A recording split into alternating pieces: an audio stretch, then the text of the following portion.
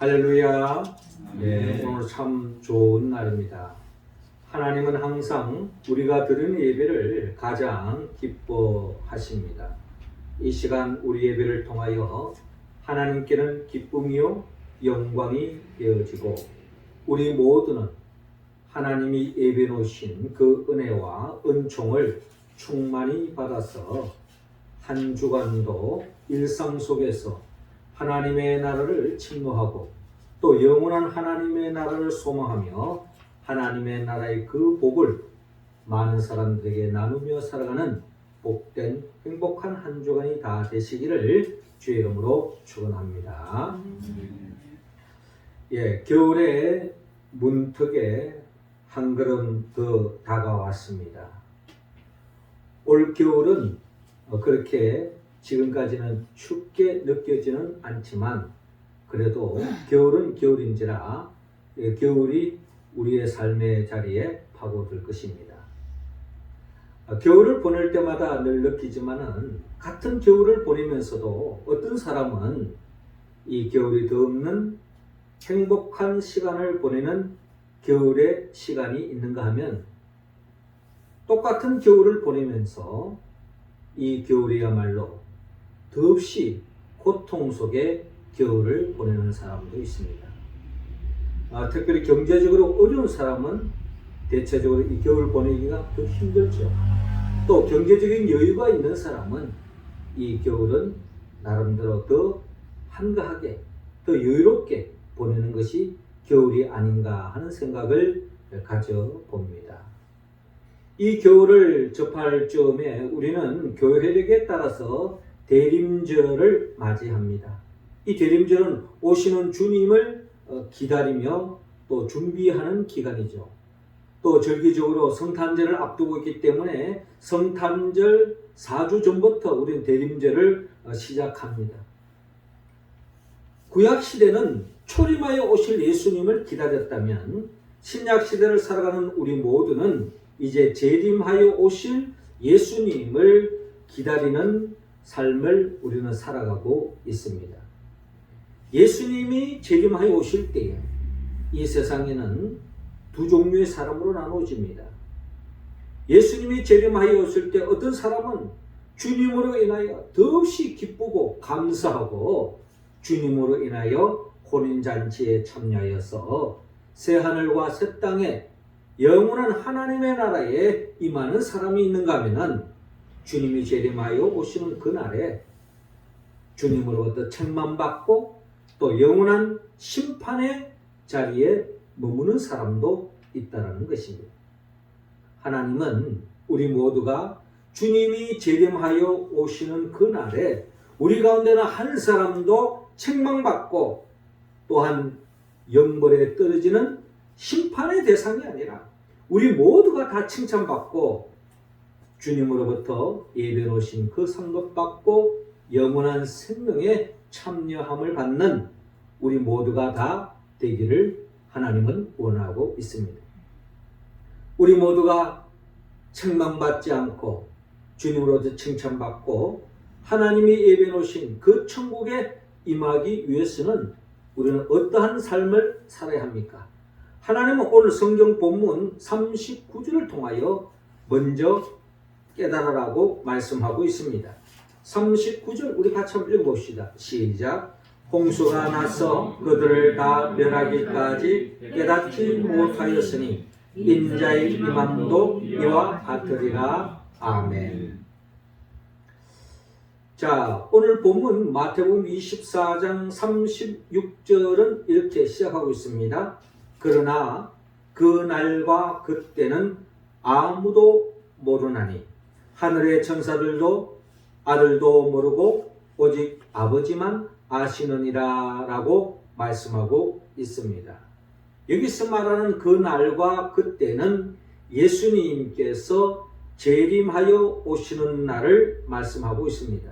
예수님의 재림의 날짜가 분명히 있다는 거예요. 반드시 역사 속에서 우리의 삶의 자리에 주님이 재림하여 오신다는 겁니다. 근데 그 재림의 때에 하늘의 천사들도 아들도 모르고 오직 아버지만 아신다라고 오늘 성경을 통하여 우리에게 밝히고 있습니다. 그렇습니다. 주님의 재림의 그 날은 예수님도 모른다고 말씀하셨어요. 하나님만 아신다. 하나님의 절대 주권 속에 하나님의 때에 주님은 반드시 재림하여 오신다고 우리에게 말씀하고 있습니다. 더 나아가 37절에 노아의 때와 같이 인자의 임함도 그러하리라 라고 말씀하고 있습니다. 예수님이 재림하여 오시는 그날에 마치 노아의 때를 비유하고 있습니다. 노아와 같은 상황이 벌어질 것이다 라고 말씀합니다. 노아의 때, 우리가 잘 아는 것처럼 노아의 때에 어떤 역사가 일어났습니까? 우리가 잘 아는 창세기 6장에 보면은 하나님께서 이 세상을 창조하시고 이 세상이 하나님의 뜻과 바람과는 너무나 다르게 이 세상 역사가 진행되었던 것입니다.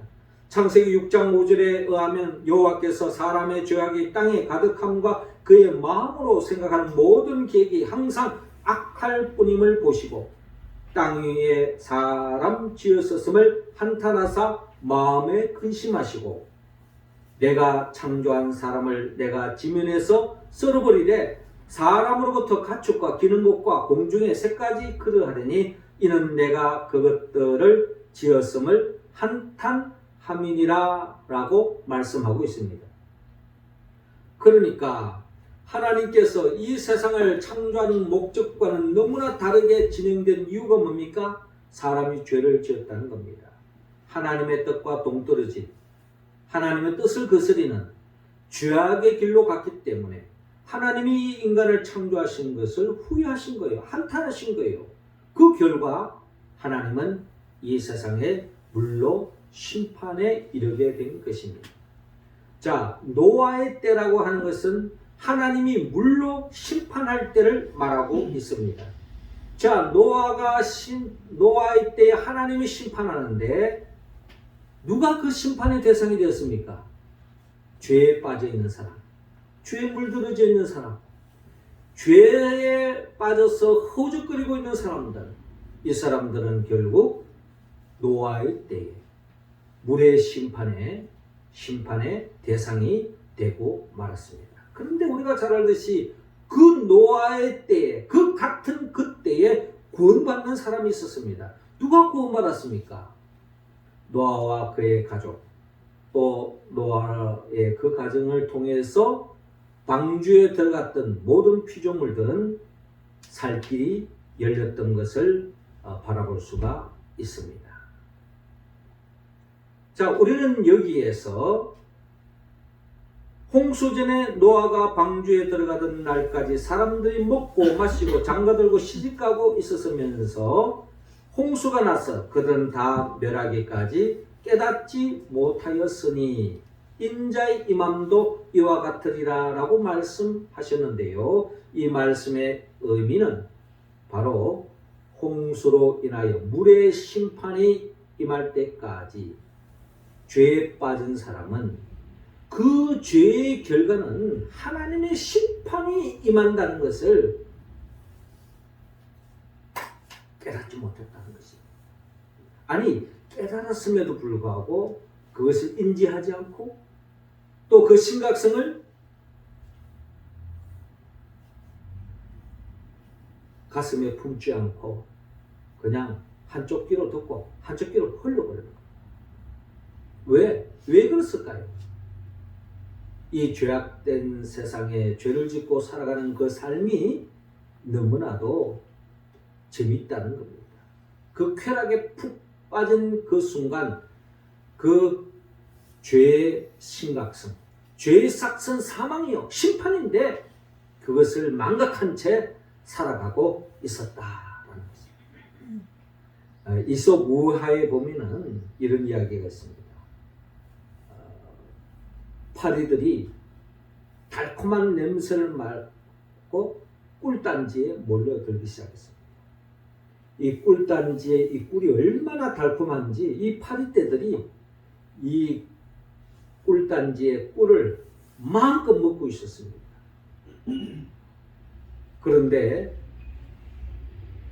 그 꿀단지의 꿀을 계속 먹고 있는 그 순간에 온몸에 날개도 꿀에 푹 젖어들게 되었습니다. 결국 어떻게 됐을까요? 결국 그 파리는 그 꿀맛에 젖어서 주인이 왔을 때에 날아가지 못하고 그 꿀에 젖어서 결국 죽음에 이르고 말았다라고 하는 이솝 이야기가 있습니다. 이 세상에 많은 사람들이 왜 이 죄를 망각한 채, 죄의 심각성을 망각한 채 왜 죄에 파묻혀 살까요? 이 세상에 저지르는 그 많은 죄는 결국 우리에게 재미를 안겨주고 쾌락을 안겨주고 그 죄를 지음으로써 얻는 이 세상에 맛이 있다는 겁니다. 그 맛에 중독되는 그 순간부터 결국에는 죄의 결과를 망각한 채 결국 죽음에 이르는 심판에 이를 수밖에 없다는 것입니다. 노아의 때 많은 사람들이 그 세상 재미에 빠져서 결국에는 죄의 심판을 망각한 채 살아가다가 물의 심판에 당할 수밖에 없었던 것을 오늘 주님은 우리에게 말씀하고 있습니다. 주님은 우리가 깨닫기를 원합니다. 죄에 빠지면 결국에는 하나님의 심판이 임한다는 거죠. 주님이 왜 재림하여 오십니까? 죄를 지은 자들은 반드시 하나님의 심판하기 위하여 이 땅에 오신다는 거예요. 그래서 우리는 깨달아야 합니다. 죄의 심각성을, 죄의 삭선 사망이요, 죄의 삭선 하나님의 심판하는 것을 깨닫고 이 죄에서 우리가 벗어날 때에 우리는 주님이 재림하여 오시는 그날에 심판의 대상이 아니라 노아처럼, 노아의 가족처럼, 노아의 방주에 탄 그 피조물처럼 구원의 감격을 누릴 줄로 믿습니다. 우리 모두가 그 구원의 감격에 참여하는 우리 모두가 되기를 주의 이름으로 축원합니다. 이어 두 번째로 주님은 오늘 본문 42절을 통하여 깨어있으라고 말씀하고 있습니다. 42절 우리 같이 한번 읽어봅시다. 시작. 그러므로 깨어있으라. 어느 날에 너희 주가 임할는지 너희가 알지 못함이니라. 아멘. 자, 오늘 본문 40절 이하를 보면요, 그때 두 사람이 밭에 있으며 한 사람은 데려가고 한 사람은 버려둠을 당할 것이요 라고 말씀하고 있습니다. 두 사람이 밭을 갈고 있습니다. 밭을 간다고 하는 것은 나름대로 열심히 일하며 살아가고 있습니다. 열심히 일하고 있는 거죠. 밭을 갈고 있는 겁니다. 근데 두 사람이 밭을 가는데 한 사람은 떨림을 받고 한 사람은 버려둠을 당했다. 그 말은 뭡니까? 한 사람은 구원받고 한 사람은 이 세상 마지막 때에 다가오는 그 환난과 역경을 당해야 하는 고통의 자리에 머무는 것을 오늘 본문은 우리에게 말씀하고 있습니다. 더 나아가 41절에도 두 여자가 맷돌질을 하고 있음에 한 사람은 데려가고 한 사람은 버려둠을 당할 것이니라 라고 말씀합니다. 두 여인이 맷돌질을 하고 있어요. 열심히 맷돌질은 한 사람은 들림을 받고 한 사람은 버려둠을 당한다. 이 사람들의 차이점은 뭘까요? 같이 밭을 가는데 한 사람은 구원받고 한 사람은 구원받지 못하고, 똑같이 맷돌질 하는데 한 사람은 구원받고 한 사람은 구원받지 못하는 그 차이점은 오늘 성경의 본문의 말씀은 한마디로 깨어있는 사람과 잠자는 사람의 차이점을 우리에게 들려주고 있는 것입니다. 밭을 가면서 잠자는 사람이 있습니까? 맷돌질 하면서 물론 좋을 수도 있겠지만 잠자지는 않죠. 오늘 본문에서 말하는 이 잠자는 자는 영적으로 잠자는 자를 이야기하고 있습니다.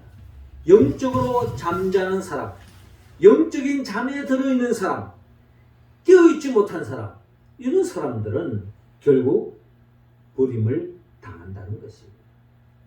영적으로 잠들어 있는 사람, 이런 사람들은 결국은 하나님의 심판의 대상이 될 수밖에 없다. 주님이 재림하여 오실 때 영적으로 잠자고 있는 사람들은 심판의 대상이 될 수밖에 없다라는 것입니다.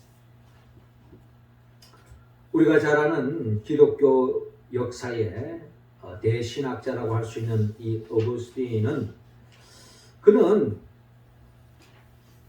기독교 역사에 없어서는 안 될 금자탑을 쌓은 신학자이지만 그의 삶 전체가 온전히 하나님께 영광을 돌리는 삶이었습니다. 이 어거스틴이 젊은 날에 그는 세상에 푹 빠져 있었습니다. 세상 재미, 세상 쾌락에 빠져 있었어요. 그래서 하나님의 진정한 그 음성을 듣지 못하고 세상 재미에 빠진 나날을 타락의 세월을 보냈던 것이 바로 이 어거스틴이었습니다. 그런 가운데 그는 또 영적으로도 이단 만리교에 빠져가지고 그는 또한 영적으로도 잘못된 길로 갔습니다. 그러니 그의 어머니 모니카는 이 아들을 바라보면서 더 없는 가슴 아픈 나날을 보내야만 했습니다. 어머니가 할 수 있는 것은 어떻게 하겠습니까? 머리는 컸고 어떻게 보면 성인이 된 이 아들을 회초로 들어서 될 수 있는 것도 아니지 않습니까? 그래서 이 아들을 위해서 눈물로 이 아들을 위해서 기도하는 것입니다. 하나님의 섭리와 뜻 가운데서 하나님의 역사로 말미암아 이 어거스틴이 어느 날 그가 어린 아이들이 부르는 노래 소리에 귀를 기울이게 됐습니다. 그 노래 가사가 반복적으로 나오는데 그 노래의 가사가 뭔가니 집어들고 읽어라. 집어들어서 읽으라는 겁니다. 마침 그때에 이 어거스틴이 자기 집에 성경책이 있었던 것 같아요. 그래서 그 성경책을 펼쳤습니다. 성경 66권에 얼마나 많은 말씀들이 있습니까? 근데 그 말씀을 딱 펼쳤는데 뭐라고 기록되어 있는가 하니 그때 읽었던 말씀이 로마서 13장 11절에서 14절 말씀이었습니다.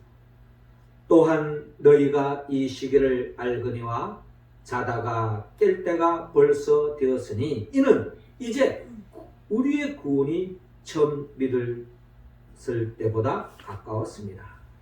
밤이 깊고 낮이 가까웠으니 그러므로 우리가 어둠의 일을 벗고 빛의 갑옷을 입자.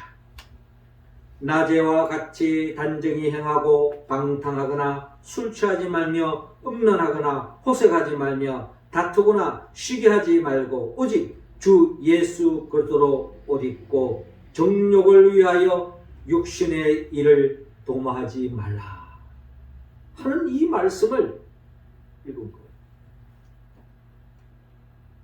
우리가 말씀을 읽을 때 뭐 그냥 근성으로 읽을 때도 없지 않아 많잖아요. 아닌 게 아니라 이 어거스틴도 그렇게 읽고 그냥 듣고 넘어갈 수 있는 거예요. 그런데 하나님께서 이 어거스틴을 사랑하셨어요. 그 마음을 감동을 주시고 이 말씀 앞에 자기 자신이 철저하게 회개 자복하면서 하나님께로 돌아오는 계기가 되었다는 것입니다. 로마서 13장 11절 깰 때가 벌써 되었으니 우리가 어둠의 일을 벗고 빛의 갑옷을 입자. 한마디로 영적으로 더 이상 잠들지 말고 깨어있으라는 그 하나님의 그 영적인 흔들림에 어거스틴이 깨었다는 것입니다. 그로 인하여 그의 삶이 완전히 변화되어지고 변화된 삶으로 나아간 것을 볼 수가 있습니다. 주님은 우리 모두가 혹시 세상에 잠들어 있지 않은지, 세상에 파묻혀 있지 않은지, 육신의 종육을 쫓아 영적으로 깨어있지 못하고 세상에 파묻혀 있지는 않은지 우리 자신을 살피기를 원합니다. 한마디로 회개해야 한다는 것입니다. 하나님의 음성을 들어야 합니다. 하나님의 뜻을 쫓아가야 합니다. 거기에 살 길이 있습니다. 주님은 우리 모두가 깨어있기를 원합니다. 어떤 시인이 한 편의 시를 적었는데 그 시 제목이 당신은 언제 오시렵니까? 라는 시의 제목입니다. 그 시 내용은 이렇습니다. 당신은 이 땅에 언제 오시렵니까? 개나리가 허드러지게 피고 목련꽃 피는 따뜻한 봄날에 남풍 타고 오시렵니까? 아니면 산천의 숲이 우거지고 소낙비 내리는 여름 천둥 번개를 타고 오시렵니까? 감나무에 감이 익어가고 이 산 저 산불 타면 하늘의 천사들과 불 끌어 오시렵니까? 온 산천에 흰 소복이 쌓이면 눈 위에 발자국 남기며 오시렵니까? 교회마다 촛불 밝히고 기다리는 신도들의 머리 위로 누구도 몰래 오시렵니까? 되도록 우리 모두 깨어 있을 때 오시옵소서. 아마 이 시인은 우리가 잠들어 있을 때 주님이 오시면 책망받을 수밖에 없는 참으로 연약한 존재임을 고백하면서 자신의 소망을 담고 있는 거예요. 되도록 우리 모두 깨어 있을 때 오시옵소서. 왜? 깨어 있을 때 주님이 오신다면 주님을 맞이할 수 있고 그 혼인잔치에 참여할 수 있기 때문에 그건 우리의 바람이죠. 주님이 오실 때 우리가 다 깨어 있었다면 뭐 더 이상 바랄 게 없잖아요. 그런데 주님이 언제 올지는 아무도 모르기 때문에 우리를 향하여 깨어 있으라고 말씀합니다. 그러므로 주님은 우리에게 말씀합니다. 그러므로 깨어 있으라. 어느 날에 너희 주가 임할는지 너희가 알지 못합니다. 깨어있는 자만이 주님의 재림하여 오실 때에 책망의 대상이 아니라 칭찬의 대상이 될 줄로 믿습니다. 우리 모두가 그 칭찬받을 수 있도록 지금도 영적인 잠에 절고 있다면 깨어서 언제 어느 순간에 주님이 오시더라도 제가 여기 있습니다 하고 응답하는 우리의 모습 되기를 주 이름으로 축원합니다. 마지막 세 번째로 예비하고 있으라고 말씀하고 있습니다. 한마디로 준비하고 있으라는 거죠. 44절 우리 같이 한번 읽겠습니다. 시작. 이러므로 너희도 준비하고 있으라. 생각하지 않을 때에 인자가 오리라. 아멘. 오늘 보면 43절에 너희도 아는 말이 만일 집주인이 도둑이 어느 시각에 올 줄을 알았더라면 깨어있어 그 집을 뚫지 못하게 하였으랴. 이러므로 너희도 준비하고 있으라. 생각하지 않을 때에 인자가 오리라 라고 말씀하고 있습니다. 그렇죠. 이 도둑이 집에 들어오는 데에 이 도둑이 미리 광고하고 예고하고 오는 도둑은 아마 이 세상에 없을 것입니다. 예고하지 않고 우리가 잠에 빠질 그 시간을 이용해서 그 시간에 온다는 거예요. 어떻게 보면 주님의 재림도 이 도둑이 오는 때와 다를 바가 없다는 거예요. 모든 사람들 다 경각심을 갖고 주의할 때 그때는 오지 않더라는 거예요. 우리가 사회상적으로도 이 사회 무슨 큰 사고가 나고 무슨 일이 나고 나면 조심해야지. 큰일 날라 하면서 다 조심해요. 근데 그게 어느덧 시간 좀 지나고 나면 언제 그런 일이 있었냐는 듯이 그런 경각심은 상실되어지고 그저 예전처럼 같이 그냥 일상에 젖어들다가 결국은 또 어찌 또 이런 얘기 또 하면서 사는 것이 우리가 반복되어지는 우리의 일상이요 우리의 삶의 여정이라는 것입니다. 그렇기 때문에 주님은 우리에게 말씀하고 있습니다. 도둑이 어느 시각에 올 줄 알았더라면 깨어있어 그 집을 뚫지 못하게 하였으라. 이러므로 너희도 준비하고 있으라. 생각하지 않을 때에 인자가 오리라. 라고 말씀. 주님은 우리 모두에게 깨어 있을 뿐만 아니라 준비하고 있으라고 말합니다. 우리는 뭘 준비해야 됩니까? 우리는 노아의 때를 생각할 수가 있습니다. 노아의 때 홍수의 심판이 임할 때에 노아는 그저 가만히 있으면서 눈 뜨고 하나님께 기도하면서 그런 속에서 심판의 날을 맞이한 것이 아닙니다. 하나님은 하나님의 백성들에게 그 심판에 벗어날 수 있는 길을 미리 준비하도록 우리에게 말씀하시는 거예요. 하나님은 노아와 그의 가족을 향해서 말씀하셨습니다. 방주를 지으라는 거예요. 그 방주는 네 임의대로, 네 계획대로, 네 기분대로 지으라는 것이 아니었습니다. 하나님의 분명한 재료와 그리고 규모와 규격, 사이즈를 분명히 하나님이 말씀해 주신 거예요.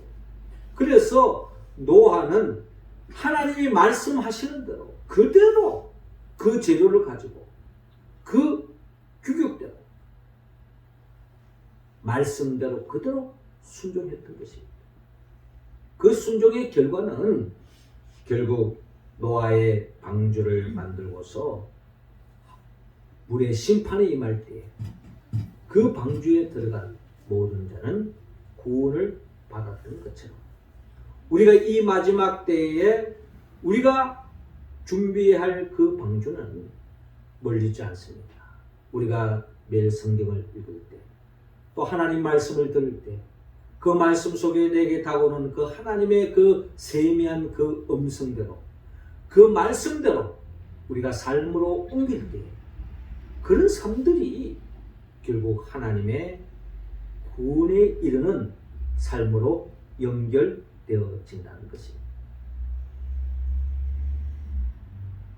겨울이 오면은 아주 그 시베리아에 있는 많은 철새들이 이 한반도로 날아오는 경우가 많아요.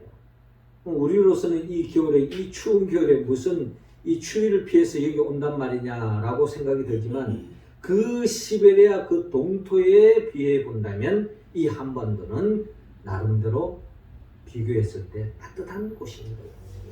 그래서 그 시베리아에서 그 한파를 피해서 이 남쪽으로 이 한반도로 자리 잡고 겨울을 보내는 거죠. 이런 철새들이 날아올 때쯤 되어지면은 그 새들이 V자 형태를 그리면서 날아오는 모습 우리가 하늘을 보면서 간혹 보게 되어집니다. 이 철새들은 한 마리씩 날아오지 않아요. 왜 그럴까요? 그 머나먼 거리를 날아올 때에 한 마리씩 날아왔을 때는 그 거리도 멀 뿐만 아니라 그 공기 저항에 그 버틸 힘이 없다는 겁니다. 그런데 함께 오면은 함께 V자 형태로 날아오면은 그 공기 저항을 적게 받으면서 먼 거리를 날아와서 따뜻한 이 겨울을 보내는 것을 볼 수가 있습니다. 우리 교회 공동체도 마찬가지입니다. 이 마지막 때가 되어지면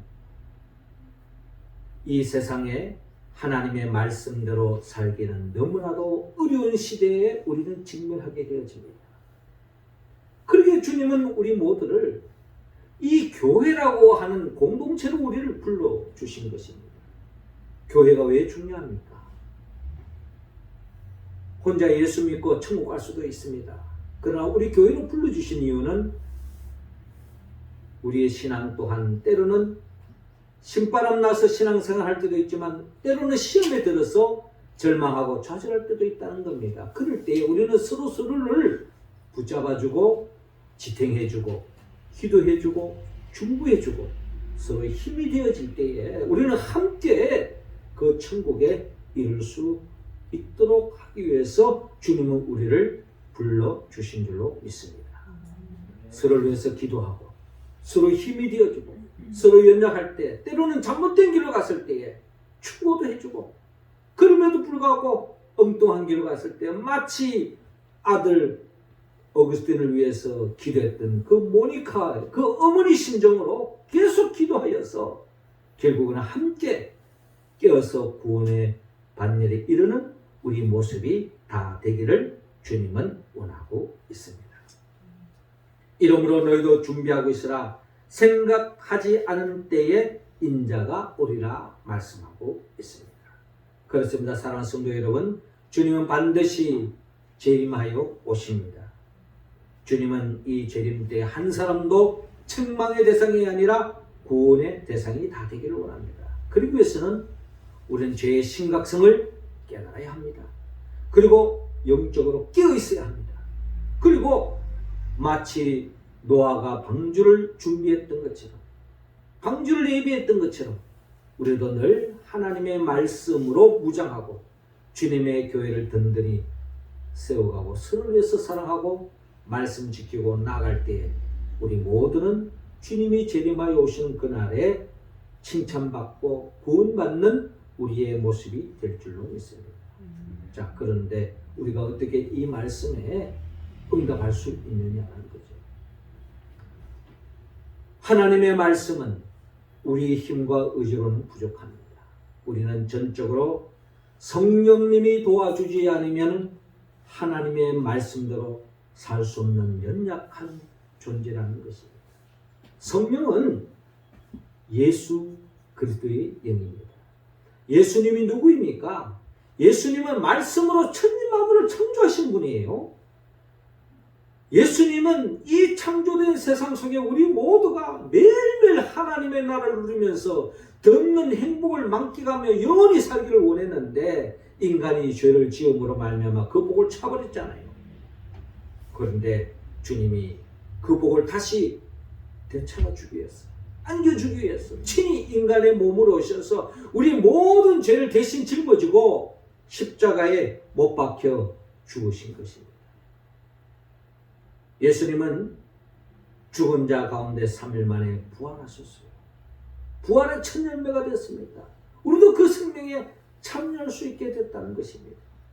그리고 또한 이 땅에서 하나님의 말씀대로 살 수 있도록 역사하기 위해서 주님은 성천하셔서 그리고 지금도 우리에게 보혜사 성령을 보내주시고 성령을 통하여 하나님의 말씀대로 살아가는 우리 모두를 영원한 천국으로 인도하게 하여 장차 재림하여 오신 예수 그리스도 그분의 영 보혜사 성령의 도움을 받아서 오늘 우리에게 주신 그 말씀처럼 죄의 심각성을 깨닫고 영적으로 깨어서 언제 어느 순간에 주님이 오셔서 맞이할 준비하여서 주님 앞에 칭찬받고 구원의 면류관을 쓴 혼인잔치의 참여를 받는 우리 모두가 되기를 주의 이름으로 축원합니다. 기도드리겠습니다. 하나님 아버지, 이 시간 우리 한 사람 한 사람에게 성령의 기름을 부어 주옵소서. 성령 충만함을 더하여 주어서 죄의 심각성을 깨닫게 하여 주시고 영적으로 깨어서 언제 어느 순간에 주님이 오시더라도 주님 제가 여기에 있습니다 하고 주님의 오시는 주님을 맞이함으로 칭찬받고 영원한 천국에 이르는 우리 모두가 될 수 있도록 인도하여 주시옵소서. 예수님의 이름으로 기도드립니다.